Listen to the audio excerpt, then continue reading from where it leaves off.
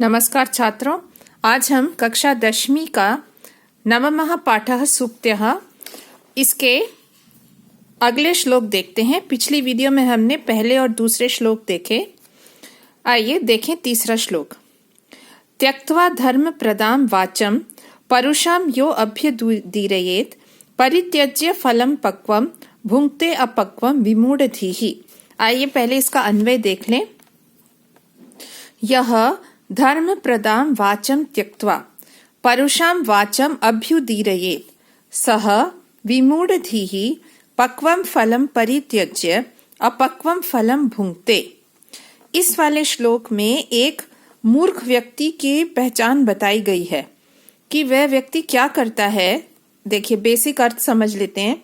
जो व्यक्ति धर्म कर्तव्य की बातों को त्याग कर कठोर बातों को बोलता है, वह विपरीत बुद्धि वाला मूर्ख व्यक्ति पके फल को त्याग कर मानो कच्चा फल खाता है। अब इसको हम जरा समझते हैं कि क्या कहना चाहता है इसमें कवि।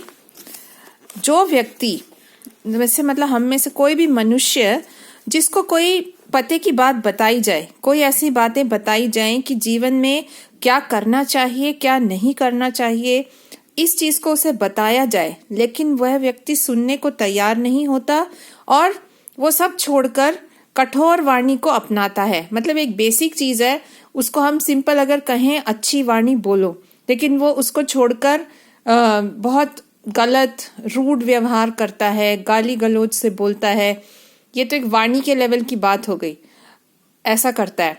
या आप इसको और डीपर उसमें देखें, किसी को बताया जाए, हम में से बहुत लोग हैं, आप अपने स्कूल में भी देखिए, कई बार टीचर्स बच्चों को बताती हैं कैसे बिहेव करना चाहिए। माता पिता घर पर कहते हैं, भाई वो तो कहेंगे ही, आप लोगों की ऐसी एज है, आपको मोल्ड करना है, आपको बताया जा रहा है सही मार्ग क्या है लाइफ में, तो वो उसको सुनते नहीं है।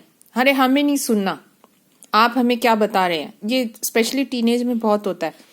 तो उस चीज को छोड़कर वो अपनी मनमर्जी करने लग जाते हैं। हाँ, सोचते हैं कि हमें बहुत कुछ आता है और सही बातों को इग्नोर करके वो अपने मन की करते हैं।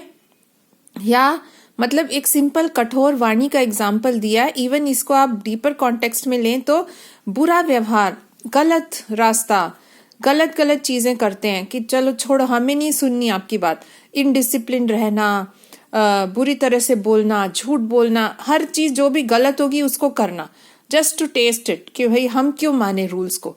तो ऐसे व्यक्ति का कंपैरिजन किया गया है उस व्यक्ति से जो कि एक पका हुआ फल, मानो एक टोकरी में कुछ पके हुए फल हैं, कुछ कच्चे फल हैं, और वो क्या करता है, पके हुए अच्छे फलों को छोड़कर कच्चा फल खाता है। आम रखा हुआ है, एक अच्छा पका हुआ मीठा आम और एक कच्चा रखा हुआ आम जिससे अचार बनता है, उसको निकाल के खा रहा है। तो उसको क्या बोलेंगे हम, बताइए आप। ऐसे कोई भी फ्रूट हो, आप कच्चा थोड़ी खाएंगे। मतलब ठीक है, कई लोगों को कोई पसंद होती है, वो अलग बात है, लेकिन उससे कोई खास बेनिफिट नहीं होता। तो ये सिंपल एग्जाम्पल दिया है कवि ने, तिरुवल्लुवर जी ने, कि जीवन में आपको जब सही रास्ता दिखाया जाता है, फिर भी जो उल्टी बुद्धि वाले होते हैं, हाँ, विनाश काले विपरीत बुद्धि कहा जाता है, उस चीज को नहीं समझते हैं और गलत चीज को अपनाते हैं। ये रावण के केस में तो बड़ा फेमस बताया जाता है। उसको सबने इतना समझाया कि तुम गलत कर रहे हो, सीता को छोड़ दो, अपहरण जो करके लाए हो। नहीं सुना उसने कि मैं जो कह रहा हूँ वही सही है। ऐसे ही बहुत बार आप देखेंगे लाइफ में आपके आसपास। कभी खुद हम भी, माता पिता कह रहे हैं, हम नहीं, उसको छोड़कर हम अपनी मन की करना चाहते हैं, चाहे वो गलत हो, मैं तो एक्सपेरिमेंट करूंगा। तो ऐसा व्यक्ति मानो पका हुआ फल उसकी झोली में गिर रहा है, उसको छोड़कर कच्चा फल, गलत रास्ता जो कि सही नहीं है, उसको अपनाता है। तो उस व्यक्ति की क्या, हम उसको क्या कहेंगे, विपरीत बुद्धि वाला। कौन होता है विपरीत बुद्धि वाला? मूर्ख व्यक्ति। तो यहाँ पर विमूढ़धि, विमूढ़ा धी यस्य सहा, जिसकी बुद्धि विपरीत दिशा में चल रही है, उसको बोलते हैं मूर्ख। उसी की यहाँ पर डेफिनेशन दी गई है। तो ये आपको क्लियर हो गया। अब अगले श्लोक पर चलते हैं। विद्वांसेव लोके अस्मिन् चक्षुष्मन्तः प्रकीर्तितः अन्येषां वदने ये तु चक्षुर्नाम्नि मते। तो अब जैसे यहाँ पर अभी हमने जो अभी पढ़ा श्लोक, उसमें हमने एक मूर्ख की डेफिनेशन जानी। अब यहाँ पर बताते हैं कि विद्वान कौन है। देखिए, पहले इसका अन्वय देख लेते हैं। विद्वांस अस्मिन् लोके विद्वांस एव चक्षुष्मन्तः प्रकीर्तिताः अन्येषां वदने ये चक्षुषी ते तु चक्षुः नामनि मते। यानी इस संसार में विद्वान को ही नेत्रों वाला कहा गया है। अन्य लोगों के मुख पर तो जो आंखें हैं वे तो नाम मात्र के लिए हैं। यानी इसका क्या अर्थ है, एक डीपर कॉन्टेक्स्ट में अगर आप समझें। देखिए, आंखें तो सबको दी है भगवान ने, लेकिन वास्तविक रूप में उन आंखों से एक विजन होना, जैसे प्रेसिडेंट एपीजे अब्दुल कलाम ने कहा था, we should all have a vision. एक होता है हम सिर्फ एक दृष्टि, आंख है, देख रहे हैं, पर ज्यादातर लोग 90% लोग अपने जीवन में मरने तक सिर्फ आंखों से देखने का काम करते हैं।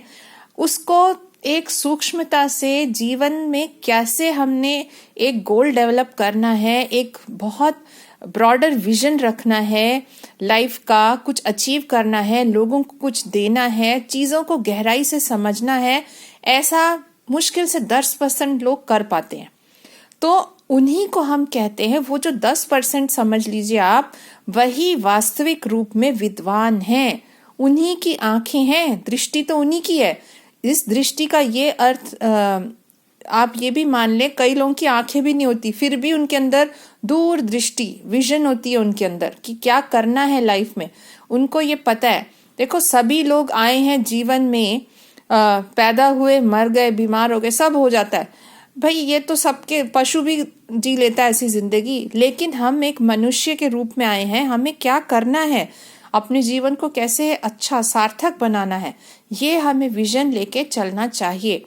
और ऐसे विद्वान लोग ना बहुत अवेयर होते हैं, छोटी छोटी चीजें उनको पता है कि मतलब आप देखिए अपने आसपास ज्यादा बहुत सारे लोग, उनको ये भी नहीं पता बैठना कैसे है, खड़े कैसे होना है, बात कैसे करनी है, चीज़ों को कैसे, टाइम को कैसे मैनेज करना है, सिचुएशन को कैसे हैंडल करना है। अवेयरनेस होती है छोटी छोटी। तो ये बहुत ज़रूरी है जीवन में। अरे भाई, रोज की इरिटेशंस और फ्रस्ट्रेशंस हमें क्यों होती है? लोगों को छोटी छोटी चीज़ों की नॉलेज नहीं रहती है, सोचते ही नहीं है बारीकी से।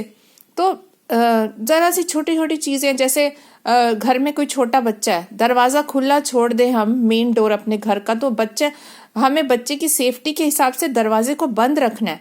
चाकू वगैरह आप घर में खुला छोड़ दे तो छोटे बच्चे हैं, उससे खेलेंगे, उनके लिए कितना नुकसान है। मैचिस का डब्बा रख दिया, ये सब अवेयरनेस की बात होती है। और हम किसी को असुविधा ना पहुंचाएं। एयरपोर्ट है, रेलवे स्टेशन है, मेट्रो, भीड़ वाली जगह पर किस तरह से हमें बिहेव करना चाहिए, ये कल्चर हमें सीखना चाहिए। आप देखिए, कई बार आपने वीडियोस देखी होंगी, जापानीज कल्चर में लोग इतना अवेयर हैं। एक जैसे मेट्रो है सपोज, उसके एस्केलेटर में जा रहे हैं लोग, तो वो दूसरे व्यक्ति के लिए जगह छोड़ते हैं। हम क्या करते हैं, हम तो भीड़ भड़क्के में ऐसे धक्का धुक्की करके जाएंगे कि दूसरे को असुविधा हो जाए, मुझे सुविधा मिले, ये एटीट्यूड होता है। इसका मतलब हम लोगों में अवेयरनेस नहीं है। आप देखिए, मैं बताती हूँ, आपको लगेगा कैसे मैम एग्जाम्पल्स दे रही है, बिल्कुल रोजमर्रा की जिंदगी में आप देखिए। पार्किंग, ऐसे सड़क पे गाड़ी बीचों बीच रख के चले जाएंगे, फिर उससे क्या होता है, दूसरा आएगा वो खड़ा नहीं कर सकता, रोड पूरा ब्लॉक हो गया, और जरा कुछ कह दो तो लड़ाई शुरू हो जाती है कि आपको क्या तकलीफ है, सड़क किसकी है, ये मतलब ऐसे ऐसे कुछ ना कुछ बोलने लग जाएंगे।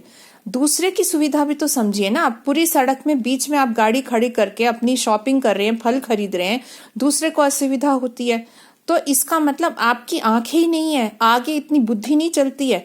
बहुत ऐसे लोग मिलेंगे आपको।